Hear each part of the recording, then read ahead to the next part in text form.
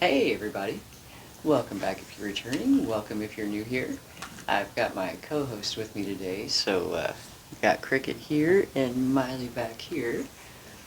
Hopefully Cricket won't get to snoring too loud. Uh, so this week I've been kind of touching on different topics, and one of the reasons is because astrologically we have a lot of activity with Chiron, and we have had. It's not a new thing, however, there's some other things going on where we're probably going to have a lot of emotions coming to the surface.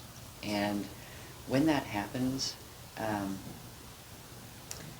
understanding that they're coming up for us to heal them and to reflect on those emotions and why we're feeling them, what it's bringing up for us.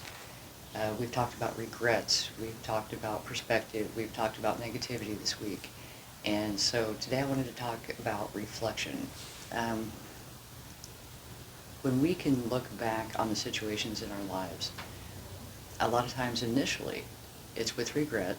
However, regret is just graduation.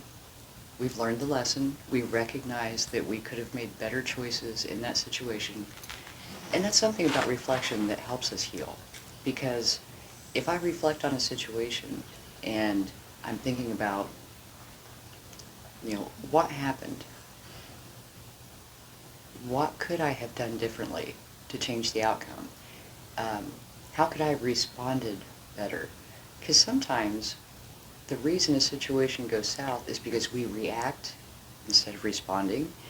And I talked about it in the Monday video. Uh, I let myself get very run down recently and was just reactive. And it's very much like, when you have an unstable chemical. Don't shake it, because it just might explode. And if you've ever felt that way, and I hate walking around feeling volatile and knowing that it's my fault because I'm not taking care of myself.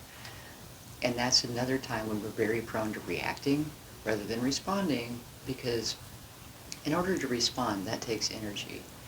It also takes enough give a shit to put the effort into it. And if we're in that reactive, irritable, cranky, tired mode, we typically don't feel the need to invest the energy in responding. Because responding, you have to stop for a moment, kind of take a step back, think about what you're going to say, put it into words that are constructive, and then speak. And when we're reactive, we speak exactly what's on our mind, no filter, bam, there you go. And it's usually something that we end up later regretting. How I could have handled that better. So, and that's another thing about reflecting, where by reflecting on past situations, even if we hadn't thought about it in that moment, going forward, we can look back and think, okay, in this situation, if I had done this instead, then I would have had a much better outcome.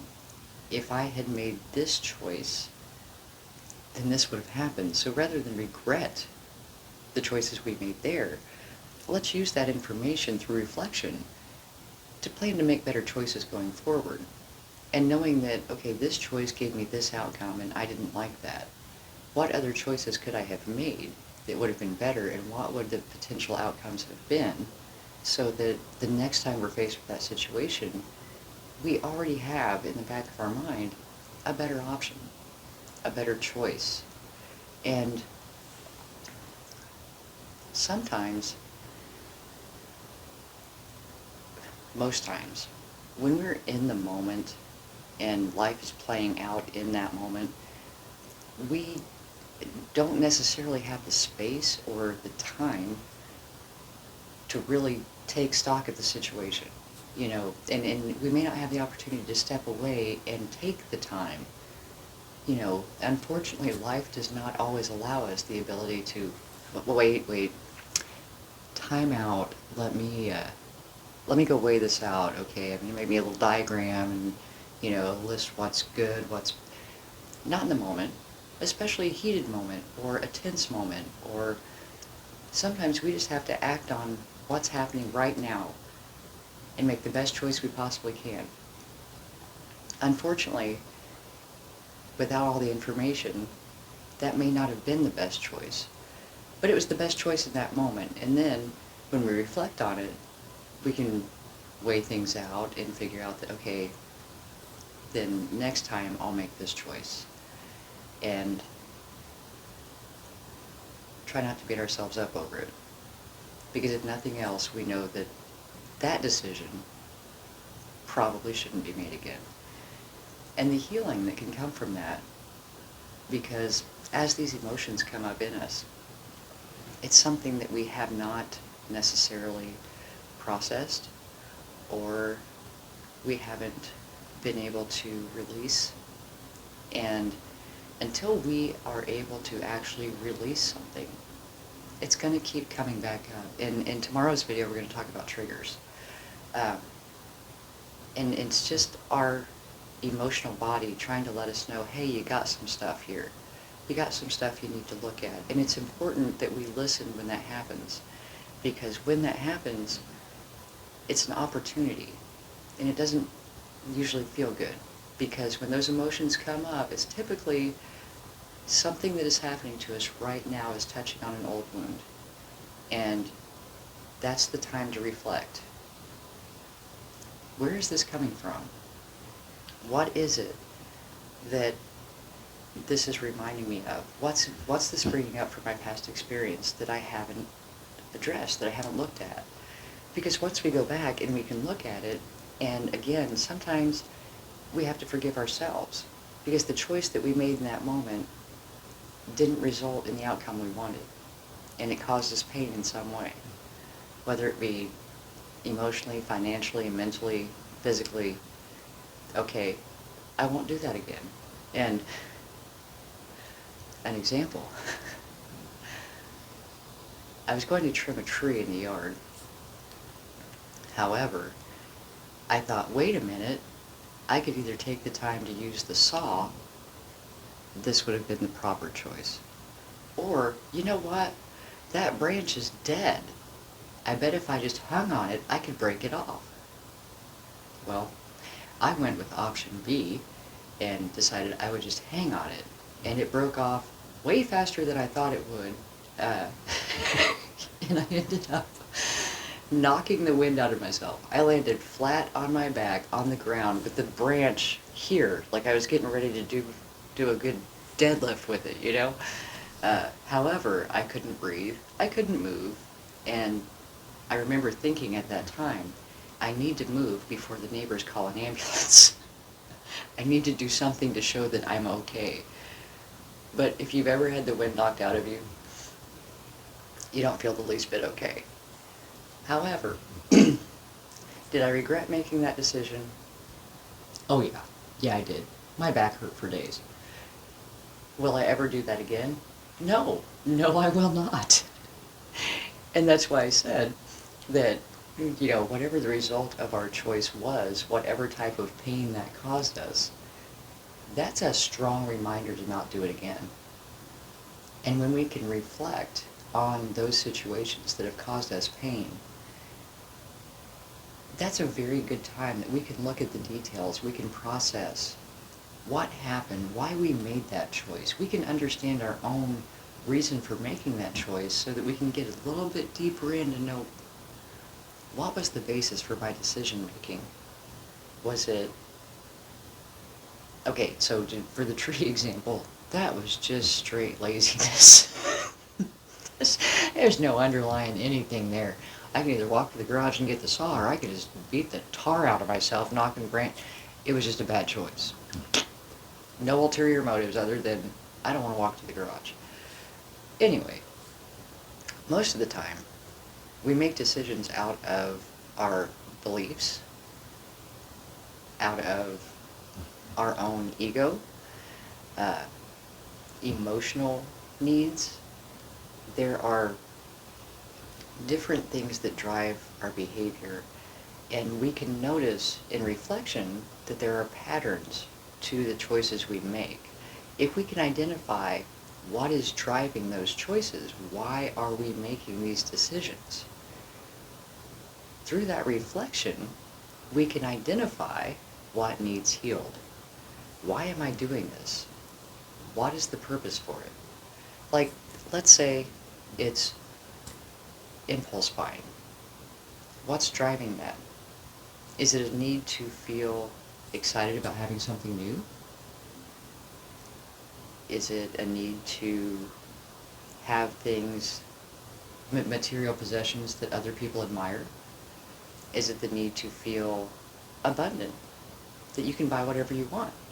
You know, what's the key thing behind that behavior? And after you identify the first thing, keep going.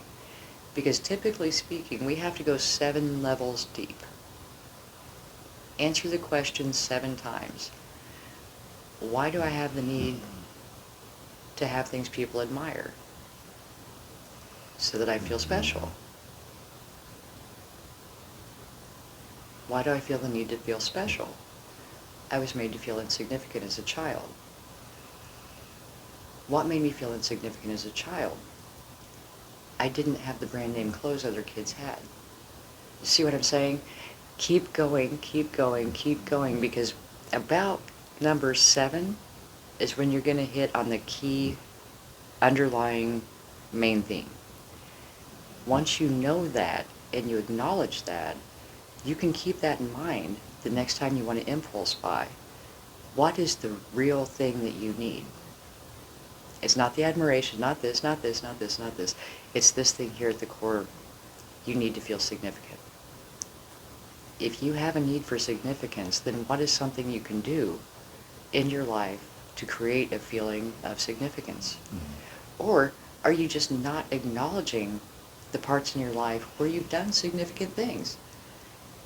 And you see, if we don't go back and reflect on these things of our past and understand what drives our behavior, what underlying wound is causing us to make the decisions that are not turning out well for us, we're going to keep doing it.